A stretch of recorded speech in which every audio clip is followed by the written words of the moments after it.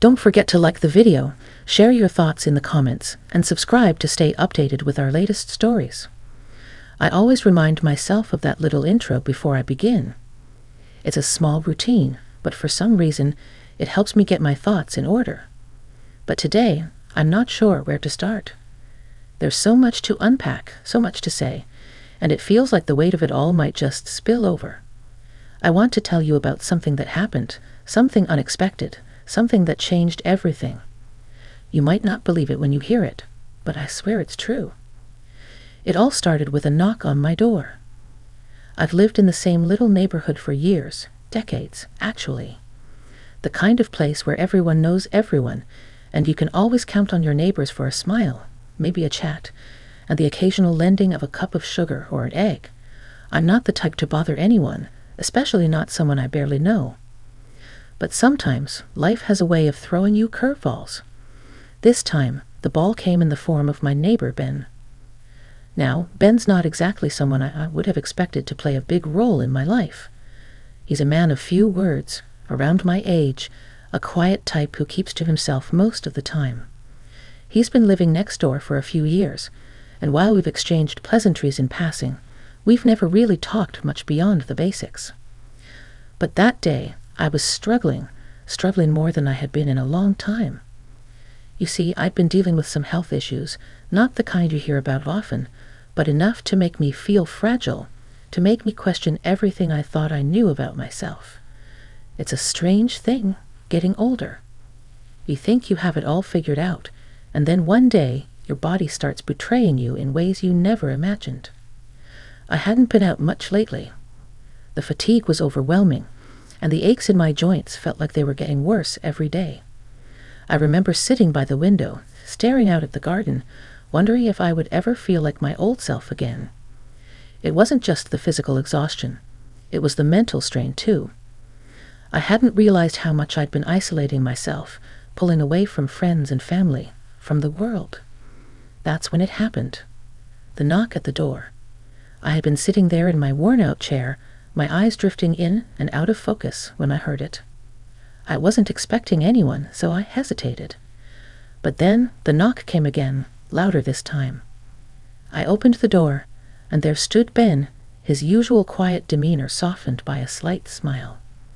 He had a bag in his hand, and he looked at me with those deep eyes of his, eyes that seemed to see right through me. "Hey, Martha," he said, using my name for the first time. "I thought I'd bring you something. I know you haven't been feeling too great lately." I was taken aback. Not that I'd expected anyone to notice, but there he was, standing in front of me, offering help without hesitation. I hadn't realized just how much I needed someone to notice, to care. It hit me harder than I expected. "What's this?" I asked, trying to sound casual, though the lump in my throat was growing. Ben held out the bag. "Just some things to help. I've been making a batch of soup for myself, but I figured you might need some too. It's nothing fancy, just homemade chicken broth, a little salt, and some vegetables. I thought it might help with the recovery." I blinked, surprised by his kindness. I mean, it wasn't much. It was just soup, but it was more than I had expected. I hadn't been cooking much lately, too tired to prepare anything, and most of the time I couldn't bring myself to even think about food. "Thank you, Ben," I said, my voice unsteady. I didn't know what else to say. He nodded, his smile still present but more serious now. "You've been a little quiet lately. If you ever need anything, someone to talk to, or just a little company, don't hesitate to knock. We're neighbors after all." And with that, he turned and walked away, leaving me standing there in the doorway, holding the bag of soup. My heart was full, yet I felt so many emotions swirling inside of me: gratitude, surprise, even a bit of shame. How had I let myself get so closed off, so isolated? I had my family, my friends, and yet I'd been pulling away from them. Ben's simple gesture made me realize just how far I had drifted from everything that mattered. I went inside and sat down at the table, the bag of soup still in my hands. I wasn't sure if it was the soup that warmed me or the unexpected kindness, but suddenly the world didn't seem so cold anymore. I couldn't stop thinking about what Ben had said, about how he'd noticed me, even when I hadn't noticed myself. How often do we just go through life so caught up in our own struggles that we forget to see the people around us? I realized then that I had been missing out on so much. Maybe it was time for me to start seeing, really seeing, the world again. And so I began to reflect. In the following days, I found myself thinking about Ben more and more. He had opened something in me, something I hadn't even known was closed off. It wasn't just the soup. It was the act of someone noticing me, someone reaching out without judgment or expectation. It was as if a small door had opened, and for the first time in a long while, I wasn't alone. But little did I know, this was just the beginning. Ben's unexpected help would lead to more than I could have ever imagined, something that would change everything for both of us. After Ben's visit, things were different. I wouldn't say I was suddenly healed, far from it, but something shifted. The heaviness in my chest felt a little lighter, and I started noticing things I'd been ignoring for a while. It wasn't just about the soup. It was about someone taking the time to care, to notice. The simple kindness made me realize how disconnected I had become from the world around me. And it made me think about the last few years of my life, about all the missed connections, the quiet spaces I tucked myself into, and the way I had let myself slip into the background. I started to see Ben a little more after that. It wasn't anything grand, just the occasional wave from across the yard, a few casual chats about the weather, or a brief word while I was taking out the trash. But there was a quiet understanding between us now, something unspoken, yet deeply felt. It was as though a small thread had connected us, pulling us a little closer with each passing day. It was one particular evening, just a few days after Ben had brought me the soup, when something unexpected happened. I was sitting in my favorite chair by the window again, the golden light of the setting sun casting a warm glow across the room. I'd been feeling better, physically, at least. The fatigue had lessened, and the aches were more manageable. My mind, though, was a different story. It was restless, full of questions I couldn't answer. That's when I heard the knock again. I wasn't surprised this time. In fact, I almost expected it. The idea that someone cared enough to check in felt like a lifeline in an ocean of uncertainty. I stood up, smoothing the wrinkles from my worn-out sweater, and walked to the door. There stood Ben again, holding a small basket of fruit this time, a casual smile on his face. "I thought you might like something fresh," he said, his voice soft but steady. I picked up a few things from the market. "There's some good stuff in here. Apples, pears, even a couple of peaches." I took the basket from him, overwhelmed once again by his kindness. "Thank you, Ben. You really don't have to keep bringing me things."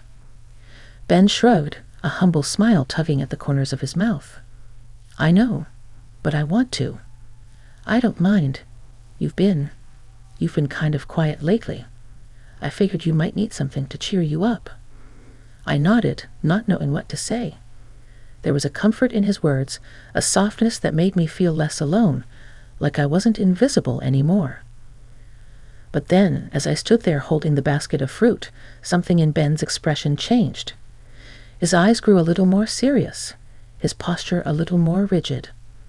"Martha," he began, his voice quieter now, "I don't mean to be nosy or anything, but are you okay? I mean, really?" The question caught me off guard. I'd spent so much time hiding behind a facade of politeness, pretending everything was fine. I hadn't realized how much I'd been avoiding facing the truth, both about my health and about myself. Ben was the first person in a long time to look me in the eye and really ask, if I was okay. I hesitated, suddenly unsure of how to respond. The truth felt too complicated to unravel. So instead of answering right away, I invited him in. "Do you want to sit for a while? I'm making some tea." Ben nodded and stepped inside, and for a moment, we were just two people sharing a quiet, ordinary space. I filled the kettle and set it on the stove, the familiar routine grounding me in the moment. As the water heated, we sat in the small kitchen, the conversation turning to lighter topics, news from the neighborhood, the weather, our usual small talk. But I could feel the weight of his question still hanging in the air, just beneath the surface, waiting to be addressed. Finally, after a long pause, I spoke. "I don't know," I said, my voice softer than I'd intended. "I think I've been struggling more than I've admitted, even to myself. It's not just the physical stuff. It's the everything. The isolation, the feeling like I'm just fading into the background. I didn't realize how much I've been avoiding facing what's going on in my life. And it's hard to talk about." Ben didn't interrupt. He just sat there, listening, his expression thoughtful. He didn't seem to be judging me, didn't seem uncomfortable with the silence. It was as though he was simply there to listen, to be present. That, in itself, felt like a gift. "You don't have to go through this alone, Martha," Ben said quietly, after a long pause. "I know it's not easy. I can see that. But sometimes just talking, even a little, can make all the difference. You don't have to hide or pretend. I'm here." His words, simple and honest, settled over me like a warm blanket. I hadn't realized how much I needed that reassurance. How much I needed to know that someone cared enough to say it out loud. There's something powerful about feeling seen, truly seen, in a way that goes beyond the surface. Ben had done that for me. He had seen the parts of me I had been hiding, even from myself, and he had offered understanding without expectation. The moment hung between us, filled with unspoken emotions. I didn't have the words to express everything I was feeling, but somehow I didn't need to. Ben's quiet presence spoke volumes. We didn't need to rush. We could just be in that moment without the pressure of expectations. And that's when I realized he wasn't just offering me help. He was offering me a chance to connect, to rediscover a part of myself I had buried for too long. Something in me stirred, something I hadn't felt in a while, a sense of possibility. What started with a simple gesture of kindness was slowly becoming something deeper, something more meaningful. It wasn't just about Ben helping me with soup or fruit. It was about the way he had opened a door I hadn't even realized was closed. But as much as I had opened up to him, I still didn't know where this would go. What I did know was that something had changed inside me, and, as it turns out, inside Ben too. And that change was only the beginning. The days following our last conversation were oddly calm, as if a delicate understanding had settled between Ben and me. We didn't talk about everything right away. In fact, we hardly talked about anything specific, but I could feel something was shifting, a subtle but undeniable change in the air between us. I found myself looking forward to our moments together more than I'd ever anticipated. I didn't know if it was because I was simply grateful for his kindness, or if something more was beginning to take root, but every time I saw him, my heart beat just a little faster. It wasn't love, at least not yet, but it was something, a growing connection, a bond that felt both comforting and unsettling. There were times when I'd catch myself staring at him, wondering what was behind those kind eyes, those quiet, thoughtful gestures. Then, one evening, it happened. I had spent the day in my garden, tending to the flowers that had been wilting under the heat of the summer sun. It felt good to be outside again, the fresh air filling my lungs as I dug in dirt. Gardening had always been something I enjoyed, a small hobby I'd kept up for years. But as the sun began to set and I wiped the sweat from my brow, I felt a pull to check on Ben. It was an odd feeling, one I hadn't felt before. I didn't need anything, not really. But the thought of him was there, lingering in the back of my mind. I wiped my hands on a rag and headed over to his house, just a few steps down the street. When I knocked on his door, I wasn't sure what I was hoping for. Maybe just a simple conversation, a friendly exchange like the ones we'd had before. But as soon as he opened the door, I could see something was different. His eyes were darker, his smile less certain. "Martha," he said, a hint of surprise in his voice. "Hey, what's up?" I was just thinking about you," I said before I could stop myself, feeling a little embarrassed by how it sounded. "I wanted to check on you, see how you're doing." Ben stepped back, inviting me in with a subtle gesture. "I'm fine, just working on some things around the house," he said, leading me to the living room. But there was a tension in his words, an edge to his tone that I couldn't ignore. We sat down, and for a while we made small talk, talking about our neighbors, the weather, and the usual. But the air between us felt different now, more charged, like there was something unsaid, a question hanging just out of reach. Finally, after a long silence, Ben leaned forward and looked at me with those deep, searching eyes. "Martha," he said quietly, "I need to tell you something. Something that's been on my mind for a while." My heart skipped a beat. The sudden shift in his demeanor caught me off guard. This wasn't the easygoing Ben I had grown used to.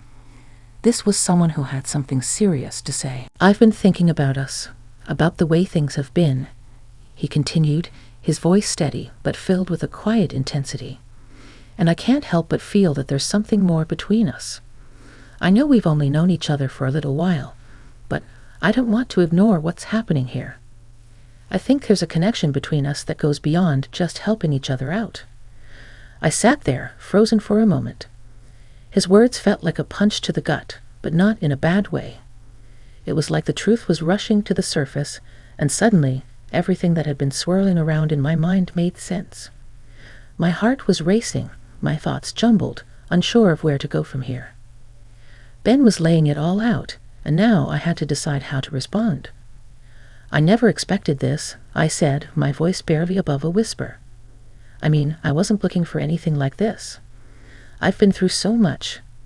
And well, I don't know if I'm ready to open up like that." Ben nodded, his expression softening. "I understand, Martha. I'm not asking for anything right now. I just wanted you to know how I feel. I don't want you to feel like this is just a passing thing. I care about you, Martha, more than I thought I would. And I think you might feel something too, even if you're not ready to admit it." His words hit me like a wave. I had known it, deep down, but hearing him say it out loud made everything so real, so tangible. I didn't know what I felt, not exactly. But I knew that something inside me had started to stir, something I hadn't felt in a long time.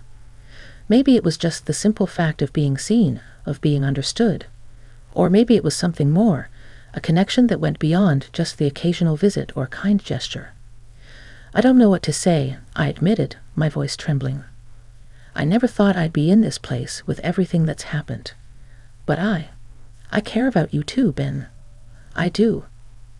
There was a long pause. Ben didn't move, didn't say anything for a few moments, just letting my words sink in. And then, slowly, he reached out and took my hand, his fingers warm and steady in mine. "I'm not asking for anything in return," he said softly. "But I want you to know that I'm here. Whatever this turns into, I'm here. You don't have to go through it alone anymore." And in that moment, I felt something shift inside me.